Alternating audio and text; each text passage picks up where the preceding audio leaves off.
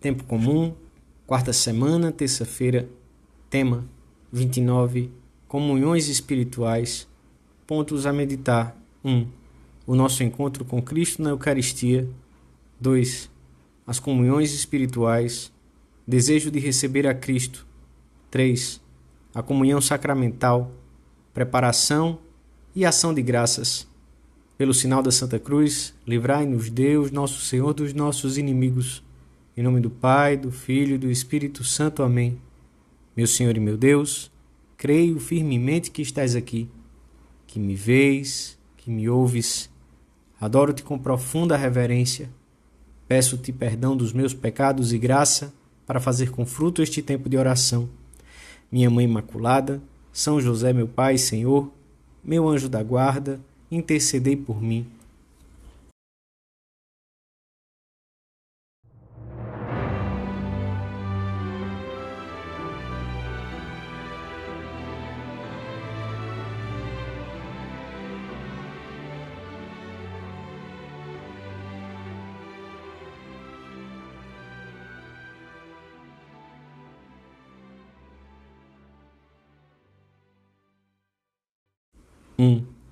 Senhor, ouvi a minha oração e chegue até vós o meu clamor. Não oculteis de mim a vossa face no dia da minha angústia. Inclinai para mim o vosso ouvido e, quando vos invocar, socorrei-me prontamente. O Evangelho da Missa relata os milagres que Jesus realizou certa vez depois de ter voltado à outra margem do lago, provavelmente a Cafarnaum. São Lucas diz-nos que todos estavam à sua espera. Agora mostram-se contentes por tê-lo de novo com eles. E o Senhor toma imediatamente o caminho para a cidade, seguido dos seus discípulos e da multidão que o rodeia por todos os lados. No meio de tantos que caminham num círculo apertado à sua volta, uma mulher vacilante, ora consegue aproximar-se dele, ora se vê atirada para longe, enquanto não cessa de repetir para si mesma: se eu tocar, nem que seja a orla do seu manto, ficarei curada. Estava doente havia 12 anos e já tinha recorrido sem nenhum sucesso a todos os remédios humanos ao seu alcance. Sofrera muito nas mãos de vários médicos, gastando tudo o que possuía, sem achar nenhum alívio. Mas naquele dia compreendeu que Jesus era o seu único remédio, não só para uma doença que a tornava impura perante a lei, mas para toda a sua vida. A certa altura, conseguiu esticar a mão e tocar a orla do manto do Senhor. E nesse exato momento, Jesus deteve-se e ela sentiu-se curada. Quem tocou as minhas vestes? Perguntou Jesus, dirigindo-se aos que o cercavam. Eu sei que uma força saiu de mim. Naquele instante, a mulher viu fixarem-se nela aqueles olhos que chegavam até o fundo do coração. Atemorizada, trêmula e cheia de alegria, tudo ao mesmo tempo, lançou-se aos seus pés. Nós também necessitamos do contato com Cristo, porque são muitas as nossas doenças e grande a nossa fraqueza. E chegamos a ter esse encontro com Ele sempre que o recebemos na comunhão, oculto nas espécies sacramentais. E são tantos os bens que então recebemos que o Senhor nos fita e nos pode dizer: eu sei que uma força saiu de mim. É uma torrente de graças que nos inunda de alegria, que nos dá a firmeza necessária para continuarmos a caminhar e que causa assombro aos anjos. Quando a nossa amizade com Cristo cresce sempre mais, passamos a desejar que chegue o momento de cada comunhão. Procuramos o Senhor com a mesma persistência daquela mulher doente, servindo-nos para isso de todos os meios ao nosso alcance, tanto humanos como sobrenaturais. Se, em alguma ocasião, devido a uma viagem, a um contratempo na família, a uma época de exames ou de trabalho mais intenso, etc., se torna mais difícil comungar, fazemos um esforço maior, somos mais engenhosos em vencer os obstáculos, pomos mais amor. Procuramos então o Senhor com o mesmo empenho com que Maria Madalena foi ao sepulcro ao raiar do terceiro dia, sem se importar com os soldados que estavam de guarda, nem com a pedra que lhe impedia a passagem. Santa Catarina de Sena explica com exemplo a importância de se desejar vivamente a comunhão. Suponhamos, diz-nos, que várias pessoas têm uma vela de peso e tamanhos diferentes. A primeira tem uma vela de 100 gramas, a segunda de 200, a terceira de 300 e outra de 1 quilo. Cada uma acende a sua vela. A que tem a vela de 100 gramas tem menos capacidade de iluminar do que a que possui a vela de 1 quilo. Assim acontece com os que vão comungar. Cada um leva um círio, que são os santos desejos com que recebe este sacramento. Esses santos desejos são a condição de uma comunhão fervorosa.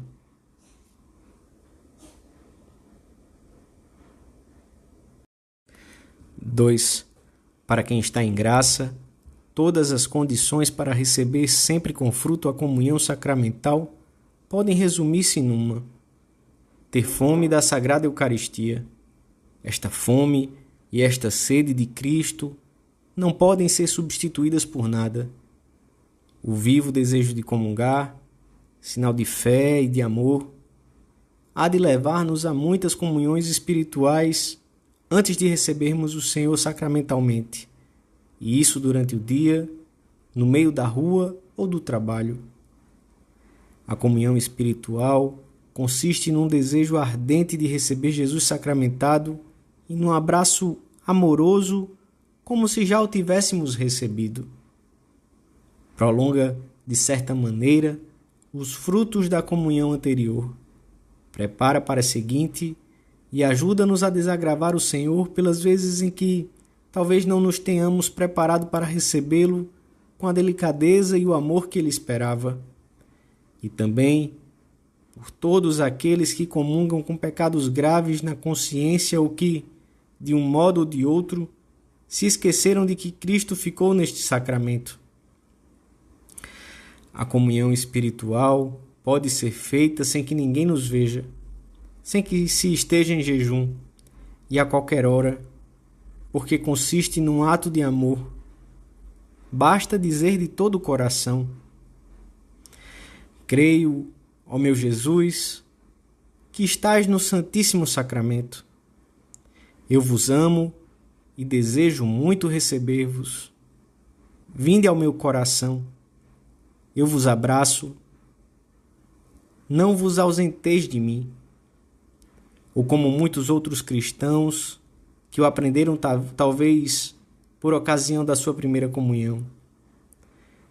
Eu quisera, Senhor, receber-vos com aquela pureza, humildade e devoção com que vos recebeu a vossa Santíssima Mãe, com o Espírito e o fervor dos santos.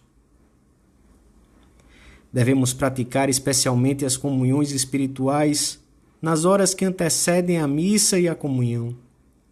À noite, quando chega a hora do descanso, de manhã, a partir do momento em que nos levantamos, se pusermos um pouco de esforço e pedirmos ajuda ao nosso anjo da guarda, a Eucaristia presidirá nossa vida e será o centro e o cume para o qual se dirigem todos os nossos atos do dia que começa.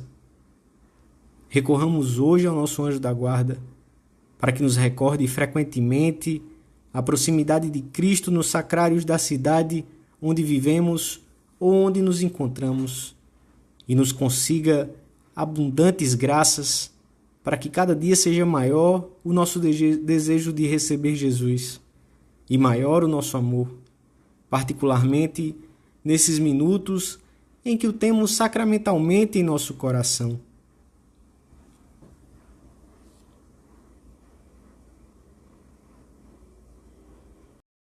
Três, devemos pôr o maior empenho em abeirar-nos de Cristo com a fé daquela mulher, com a sua humildade, com o seu grande desejo de ficar curada. Quem somos nós para estarmos tão perto dele? Tal como aquela pobre mulher no meio da multidão, o Senhor ofereceu-nos uma oportunidade, e não só para tocar uma ponta da sua túnica, ou num breve momento, o extremo do seu manto, a orla. Temo-lo inteiro, entrega-se totalmente a cada um de nós, com seu corpo, com seu sangue, com a sua alma e com sua divindade. Comemo-lo todos os dias. Falamos intimamente com ele, como se fala com o Pai, como se fala com o amor. É uma realidade, tanto quanto é a nossa existência, o mundo e as pessoas que encontramos todos os dias. A comunhão não é um prêmio à virtude, mas alimento para os fracos e necessitados, para nós.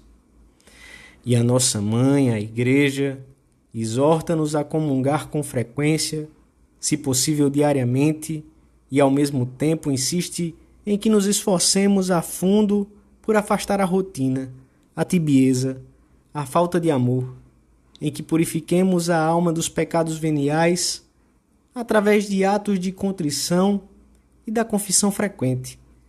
E antes de mais nada, em que nunca comunguemos com a menor sombra de pecado grave, isto é, sem termos recebido previamente o sacramento do perdão. Quanto às faltas leves, o Senhor pede-nos o que está ao nosso alcance: arrependimento e desejo de evitar que se repitam. O amor a Jesus presente na Sagrada Eucaristia manifesta-se também no modo de lhe mostrarmos o nosso agradecimento depois da comunhão.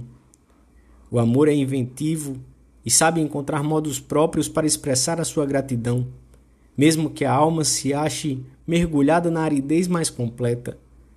A aridez não é tibieza, mas amor com ausência de sentimento que impele, no entanto, a pôr mais esforço e a pedir ajuda aos intercessores do céu, como nosso anjo da guarda, que nos prestará grandes serviços numa ocasião como esta, tal como faz em tantas outras.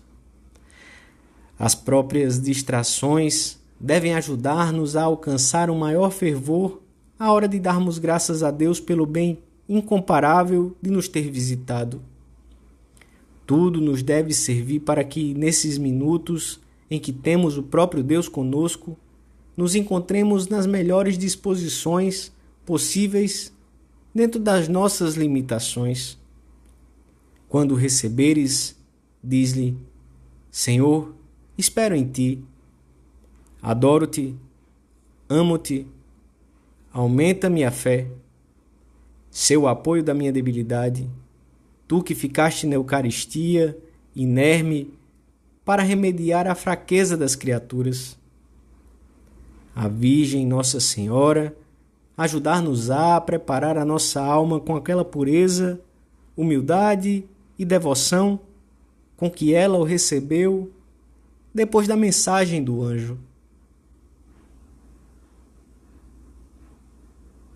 Dou-te graças, meu Deus, pelos bons propósitos, afetos e inspirações que me comunicaste nesta meditação. Peço-te ajuda para os pôr em prática. Minha Mãe Imaculada, São José, meu Pai e Senhor, meu anjo da guarda, intercedei por mim.